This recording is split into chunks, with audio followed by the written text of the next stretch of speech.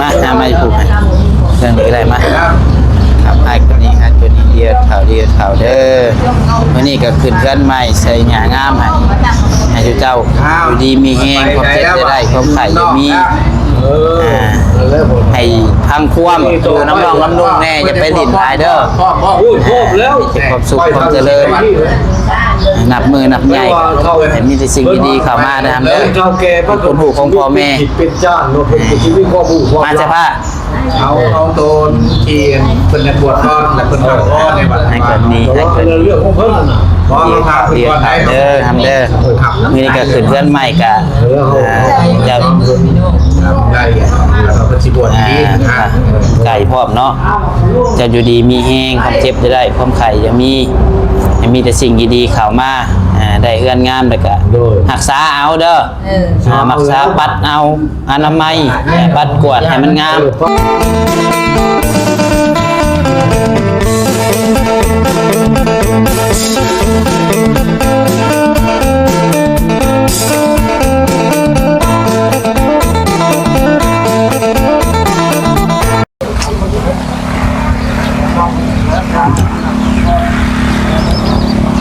กับทักทายสบายดีสวัสดีเด้อพ่อแม่พี่น้อง FC กันเบิร์ดสุขูสุคนมุชมองสุบอนบวาซิลฝั่งลาวฝั่งไทยและก็อยู่ทางต่างประเทศเนาะกันยินดีต้อนรับเข้าสู่ช่อง YouTube สายกกสายบุญขอพบพอกันอีกคือเก่ากับน้องผัดใจก็อยู่เรือนอยู่ซ่านของน้องสายฟ้าเด้อพี่น้องเด้อมื้อนี้เนาะวันนี้ก็บ่ได้ขึ้นมามืดพี่น้องเอ้ยเพราะว่าไปส่งสการพ่อบ่าวจันเพิ่นพี่น้องเนาะก็อยู่จนค่ำจนดึกเมื่อวานนี่ก็ได้เนาะอยู่อบอุ่นนำเขาให้อ้ายเพิ่นนั่นแหละพี่น้องวานนี่ก็เนาะก็เลยว่าบ่ได้มาเพราะว่าทางลูกพี่ใหญ่เพิ่นก็มาค่ำนี่เมื่อวานนี้ทางไอเตียงเพิ่นมาฮอดก็โชค7 โมงบ่พี่น้องเอ้ยแล้วก็นั่งลิ้นนั่งร่วมกันอบอุ่นกันพี่น้องเนาะก็สิมีดอกทางคลิปไอ้บุญเนาะที่ว่าเพิ่นถ่ายคลิปนะพากันนั่งกินต้มมี่พี่น้องเอ้ยอบอุ่นนั่งนั่งร่วมกันเล็กน้อยพี่น้องเนาะกลับมาเฮือนเมื่อคืนนี้ก็10 โมง 11 โมงพี่น้องเอ้ยเนาะน้องบ่ใส่ก็คือว่าไปเฮือนดีเท่าใดแหละปวดหัวโลดพี่น้องก็บ่ฮู้ว่าเป็นน้ำหยังพี่น้องเอ้ยไปเฮือนดีทุกครั้งเจ็บกลับมาเฮือนนี่เจ็บหัวทุกครั้งบ่ว่าเรากลับมาเฮือนดอกกลับมาแต่ไปปราสาทมานะพี่น้องเนาะแล้วกลับมาฮอดเฮือนเพิ่นคือว่าเฮือนนี่เจ็บหัวโลดก็บ่ฮู้ว่าเป็นย้อนสาเหตุหยังพี่น้องเอ้ยว่าง่ายๆก็ไปปราสาทไปส่งสการไปถิ่มพีมาแล้วก็ปวดหัวเจ็บแห้งดิพี่น้องเนาะเมื่อคืนนี่ก็บ่ฮอดเฮือนแล้วก็อาบน้ำนอนพี่น้องเอ้ยบ่แบบก็บ่ไหวนะพี่น้องเนาะมื้อนี้ก็ขึ้นมาแต่เช้าแน่พี่น้องเอ้ยขึ้นมาฮอดก็พอดี9 โมงปลายพี่น้องเนาะสั่นก็ฮอดไว้กว่านี้อยู่พี่น้องเมื่อกี้นี่ก็ขึ้นมาก็เจอทางหัวหน้าเพิ่นพี่น้องเนาะทางเจ้าหน้าที่เพิ่นพี่น้องเอ้ยเพิ่นก็เฮ็ดตามหน้าที่อะไรแล้วพี่น้องเพิ่นก็ควักแล้วน้องบ่ใส่ขี่รถนี่แหละมอเตอร์ไซค์รถเมล์เก่าๆนี่แหละพี่น้องเนาะเพิ่นก็ยังควักเซยพี่น้องเอ้ยก็ครบเบิดนั่นแหละพี่น้องเนาะเอกสารก็มีครบเบิดพี่น้องเอ้ยแต่ว่าน้องปัสไซผมบ่ได้ถือมาบ่ได้ถือติดรถแต่ก็เลยโทรหาแม่ให้แม่เพิ่นถ่ายเอกสารมาพี่น้องเอ้ยก็โดนเติบในหันก็เพื่อเพิ่นสินั่นอันนี้ได้พี่น้องเนาะก็เว้ายากอยู่พี่น้องเอ้ยทีแรกก็แล้วว่าสิโทรบอกให้ลุงแล้วบ่เว้าให้กันยากหลายกันเนาะก็เลยอัน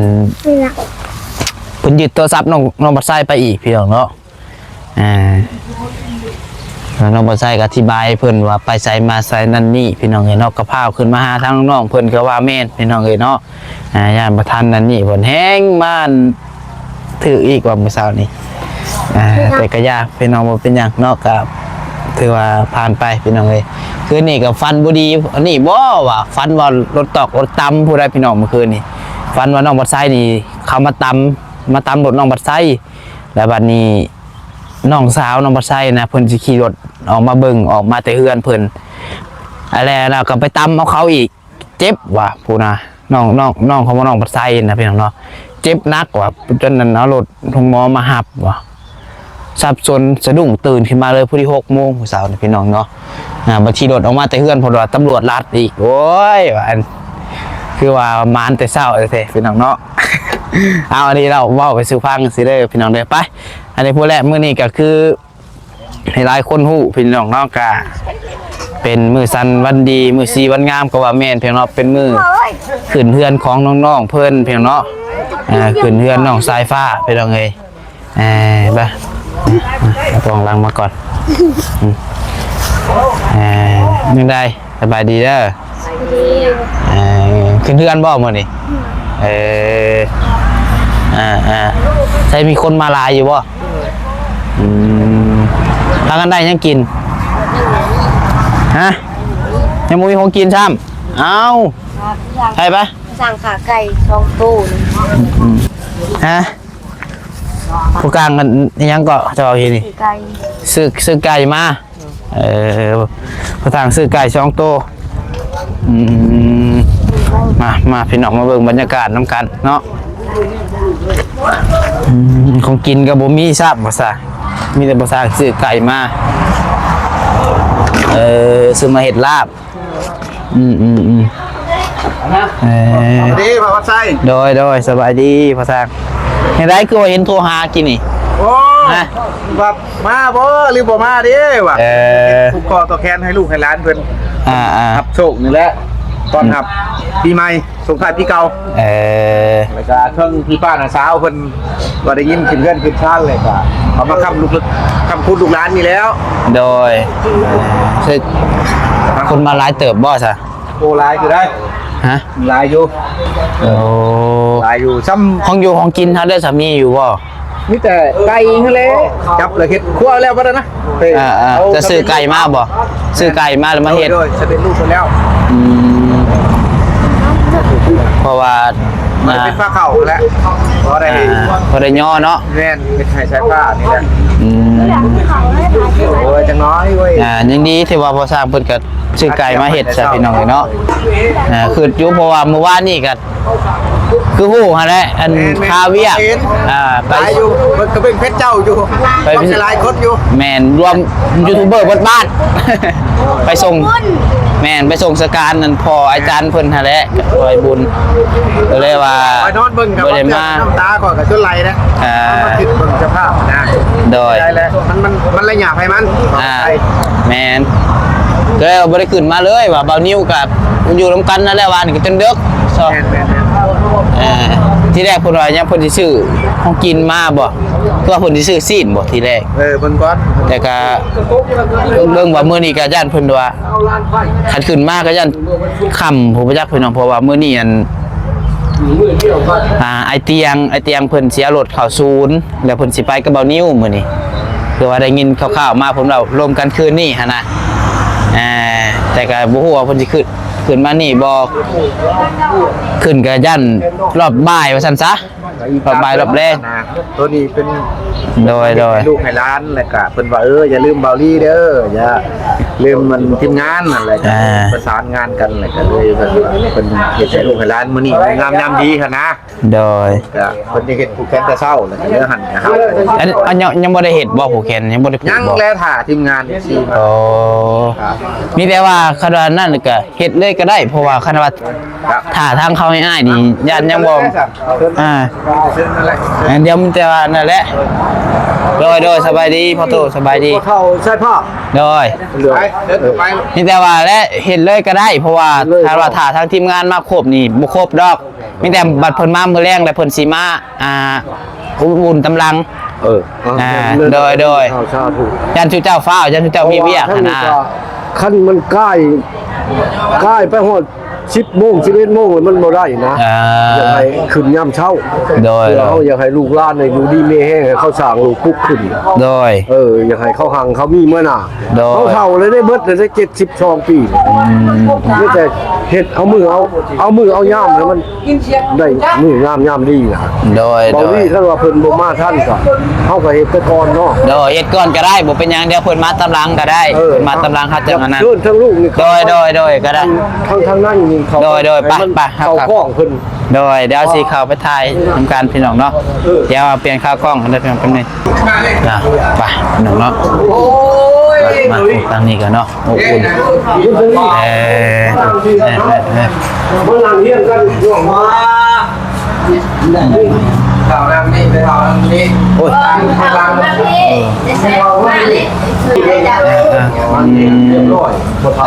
เตรียมเรียบร้อยเนาะโอเคมีแต่ว่าสุเจ้าพาเห็ดแล้วแหละโดยสบายดีแม่สบายดีโดยสบายดีดางมาพี่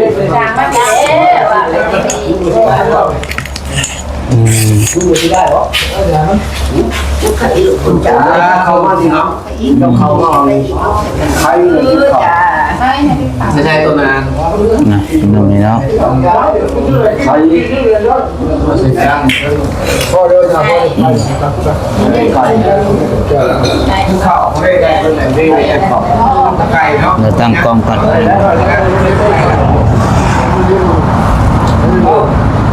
โอเคเดี๋ยว ที่มากครับ ลูกให้ล้านไฟเลย แล้วเถิดกันชี้เลยนะ มือสั่นมือขึ้นที่เนาะมือนี้วันพุธเอาใหม่หาคำเดือนชอยเป็นมือสั่นวันดีพอมอบอันพาเข้าพาควันให้ลูกให้ล้านให้ลูกล้านอยู่ดีมีแห้งสุขภาพแข็งแรงจะดีต่อไปให้ลูกล้านชาวลูกพุกขึ้นเนาะให้ใหญ่เพียงลูกชุ่มเพียงป้าได้จะดีต่อไปลูกล้านใหญ่ก้าหนาบ้านให้ลูกล้านรวมคุ้มคำต่ำคุ้มเงินจะดีต่อไปให้ลูกล้านมีความสุขความเจริญมีสุขภาพ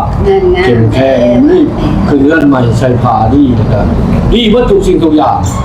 แต่ขอมอบนี่ให้ลูกให้ล้าน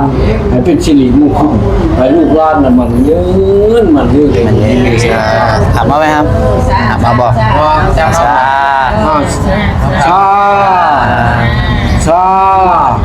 อ้าวดูดีมีแห้งมีความสุขความเจริญชา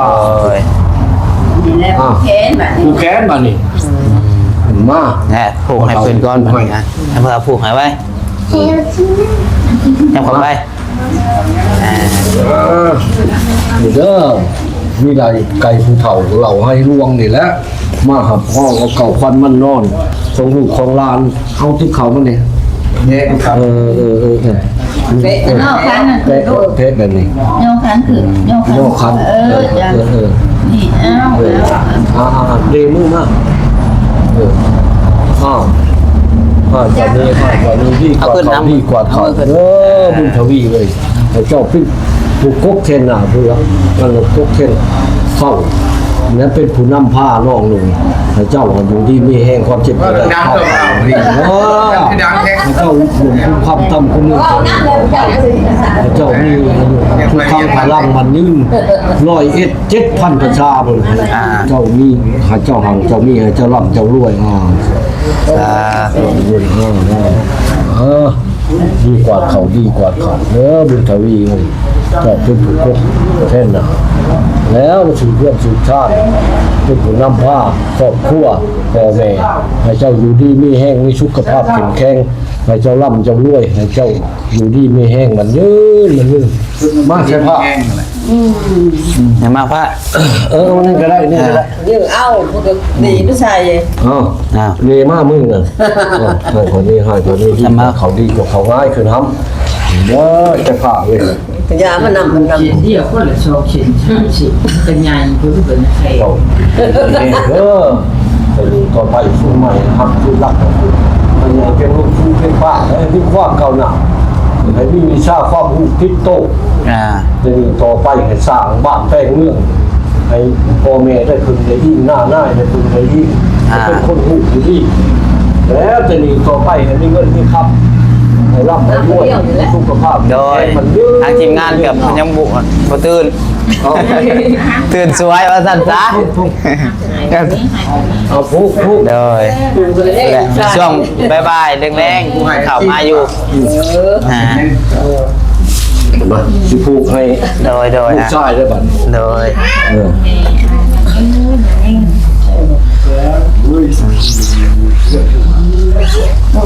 นะแกมาบุญทวี นั่นนี่แหละ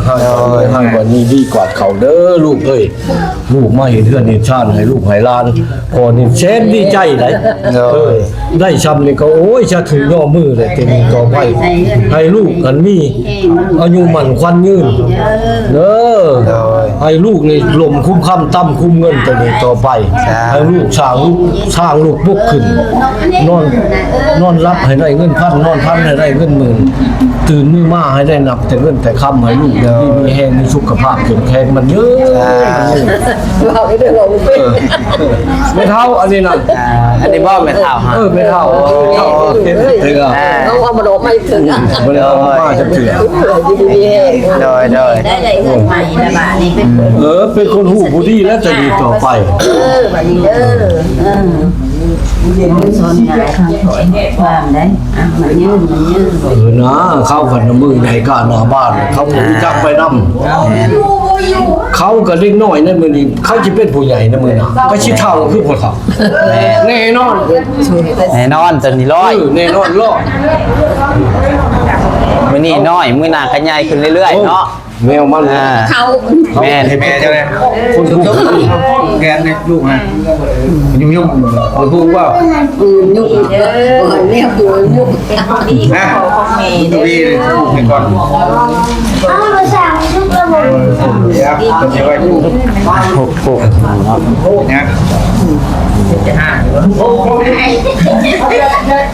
นาะ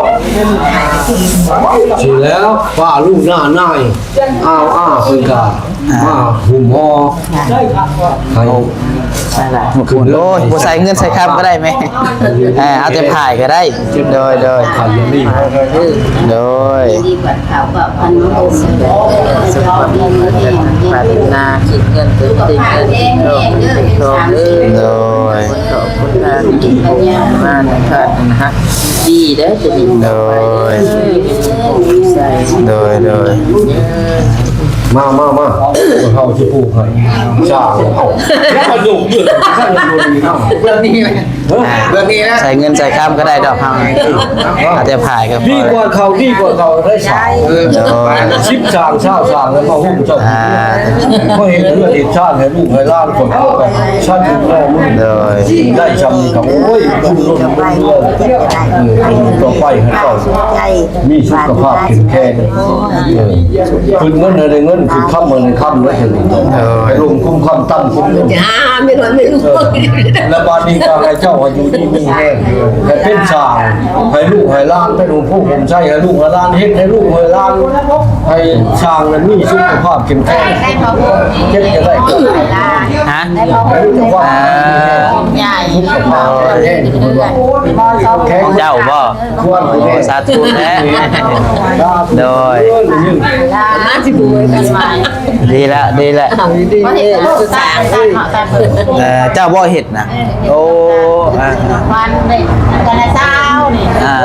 บุญทวีมาดีมาก โดย เจ้านะนะ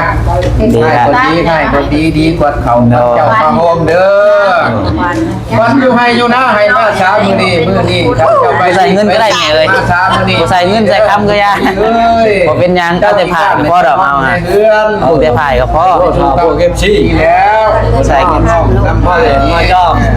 เลย เดียวมาให้ตาพี่แม่ โดย ใจเมย์นี่แหละ บ่เป็นหยังเอาแต่ผ่ายก็ดีใจแล้ว เจ้าดีเด้อแม่เจ้าดีคือพลังแม่เจ้าหันมาโฮมเด้อเจ้าอยู่ดีนี่แม่อยู่ในความสุขให้มาให้เจ้าเจ้าเป็นคนเด้อครอบครัว ใจบุญมาสวยเรือเกือกูลลูกหลานบ้านเมือง ให้ไปได้มันขับนั่นจะปวดจะตั้งใจปวดเขียนอ่านให้เว้าดู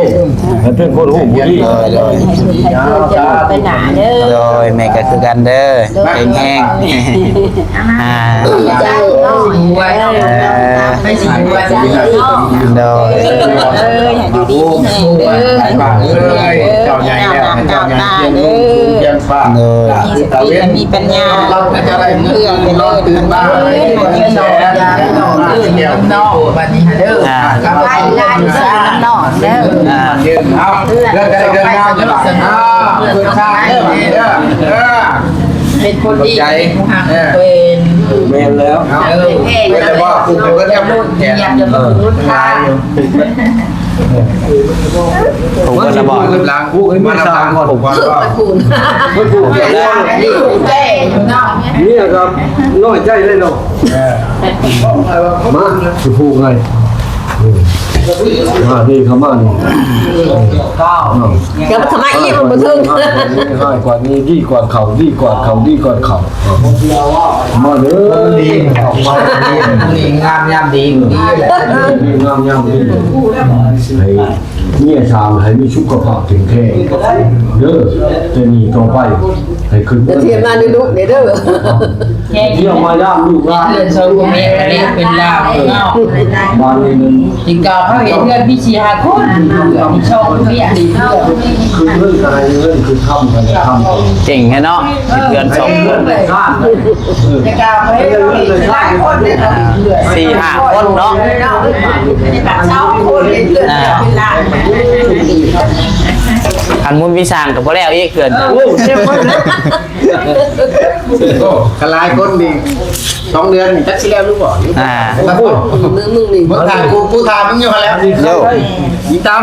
เราก็ได้ เพิ่นเห็นกับปัญญา ดวงเพิ่นทั้งเทื่อหลายคนก็แล้วไว้เดือนนึงก็แล้วก็มีดวงเพิ่นคือกันนี่ก็ดวงแลมาอยู่ไปกะเพิ่นถ้าก็ได้เนี่ยพวกความลูกชายพอดีเอาเมื่อเอาแม่เลย เฮ้ยเนี่ยเขาบ่เรียกเขาไปเรื่องกะโหลก มาผูกให้เรื่องนี้อะไรมาครับไอ้คนนี้ครับตัวนี้เดียวข่าวเด้อ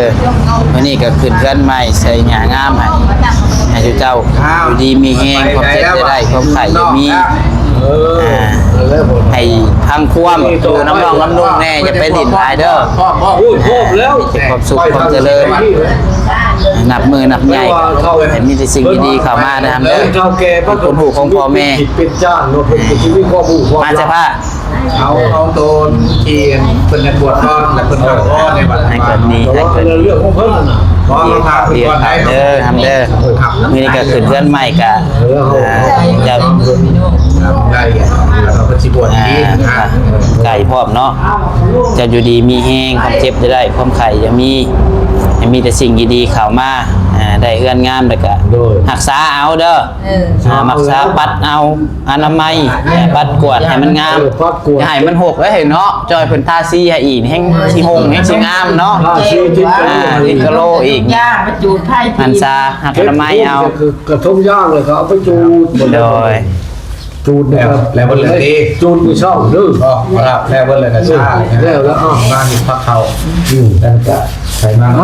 เขามาช้าแล้วบ้าน มายังคนนั้นบ่โอ้ของบ่ไก่ยัง ใช่แล้วเข้ามา มาจะพูดว่าสร้างมาจ้ะมา เอ้านี่ได้ความบุแค้นยังเลยเอ้า ได้นะ เข้ามาแล้วเข้ามาสิ โอ้ทางเงินแล้ว เข้ามา หาเงินผูกใส่อันผูสวยเรือเนี่ยนะ ฮะบ่ผู้ใส่ก็ได้เข้ามาผู้ใส่ขึ้นใส่ค้ำก็ได้เอาแต่ผ่ายก็พอแล้วพอย ใส่ลูกใส่ โอ้ย พอใจเด้ เนี่ยพอใจดีไอ้ร้านเฮาสำนีก็อุ้ย เป็นยัง บดสำนีแหละ มาใหญ่ก็ได้พูดอีกโอ้เอาไว้ยังตัวใหญ่ ความพอใจ โดยครับ ทางนี้ก็ซอยลูกซอยร้านแต่ ตั้งเช้าเพิ่นได้มาสั่ง เฮาเพิ่นได้ลุงได้เพิ่นมาตั้งเช้าก็เทขาด ถามมาเลย มันแล้ว เอาผูกแขนก่อน เพิ่นแล้วตั้งเช้าเทขาดต้น เลยร้านเด้อนี่แหละมาเบิ่งมาหำหน่อยนี่แหละเนาะหำเนาะนี่แหละหำหน่อยนี่กับแม่ก็ไปแหละไปก็ไปเบิ่เลยยังเหลือแต่เฒ่ากับเฒ่าบ่เหลือชงเฒ่าบ่นี่บ่ดู เท่าบ่เลี้ยงนี่ เฒ่า ก็บ่เท่า ร้านนะดิกานะครับนี่จากจีจะได้แหละคุณ โดย ให้ร้าน โดย จนมันว่า ร้านก่อนนะ อย่างเสียส่วนข้างมา ผู้เป็นนี่นะ ไม่เท่าเจ้าเรียกเขาบอกให้เจ้า โอเคมาดูมาใช่ ฮะ ไปบอกให้หมู่ข้าผูกเจ้า เอาแล้ว ได้มาพี่ เอาสุ ว้าว มา จุกองนะ บ่ได้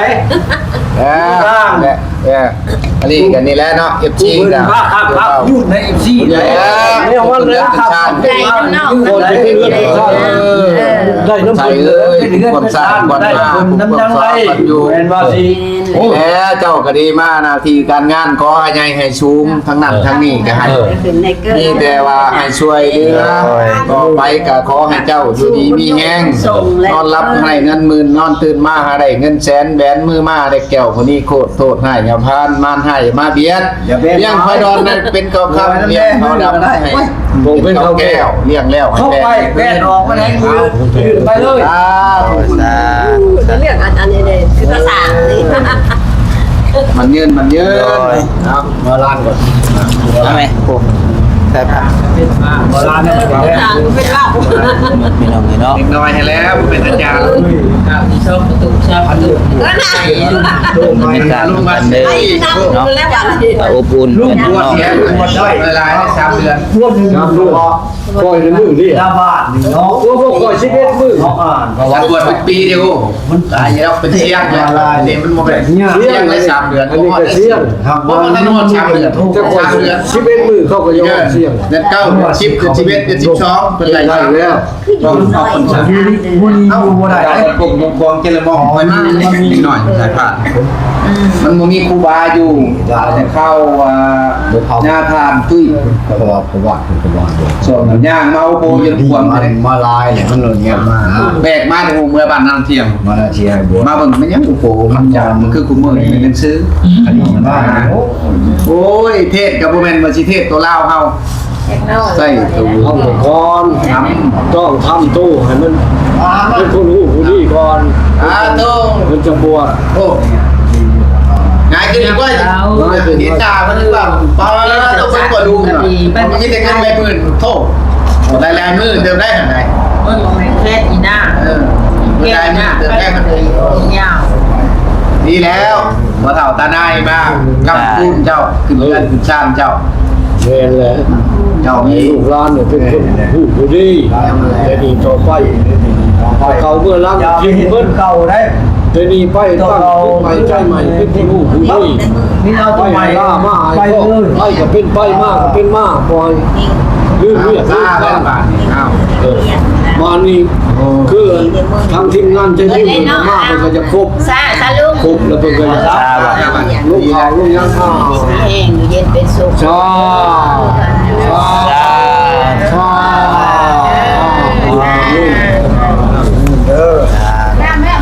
คุณเนาะแล้วบัดนี้เนาะแก่เนาะ รู้แล้วเลยแหละข้าวคนละเบิด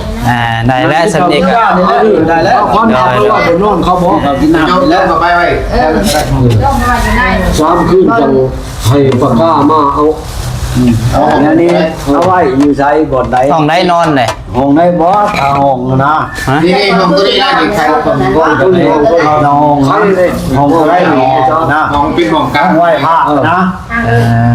ห้องไหว้พระไว้นั่งเอาบ้า3 คืนให้ปากกามา จะไปช่วยจะมอง เลยให้เขาวานไปจีอันนี้ไปโลดของทุกของยังเหลือไปโลด อยาก ไปสูบเอาตัวบอลน่ะนะ เงินบอกมากระจิกในการ เข้ามาไว้ของนี่เนาะ เลือกชุดก็จีบโลดนะ หนูก็ตายยามันกิน เอาไป มี ชีเพิ่นแต่งข้อน้องเอ้ยเนาะ เอาไว้นะ เด็กนูแล้วจะออกมาใหม่ โอ้แม่ แมวนะมา ขาดอะไรบ้าง เฮ็ดยูทูบบ่ โมเมนต์ด้วยจับเปิดเป็นอาจารย์ของข้าวได้ยังไง ไปกินข้าวบัดนี้เนาะ เอา โดย ไปว่างเอาไปว่างเลย เอาไปว่างลงกัน ว่างเอาประกัน ใช้ปลาเต่าเน่าใช้ของมัน มีชามกระเมาเด้อมื้อนี้เด้อ โดยอ้าว ทางเรียนยังมื้อนี้อ๋อแจ้งลูกเนี่ยชามเขามากิน ขนาดเพิ่นก่อนมาแล้ว เป็นกินข้าวบัดนี้เนาะครับน้องๆเพิ่นเป็นจังได๋ เช้าที่ห้างใหม่อุ้ยกูอยากแถวว่าน้ำแต่ว่า กินแล้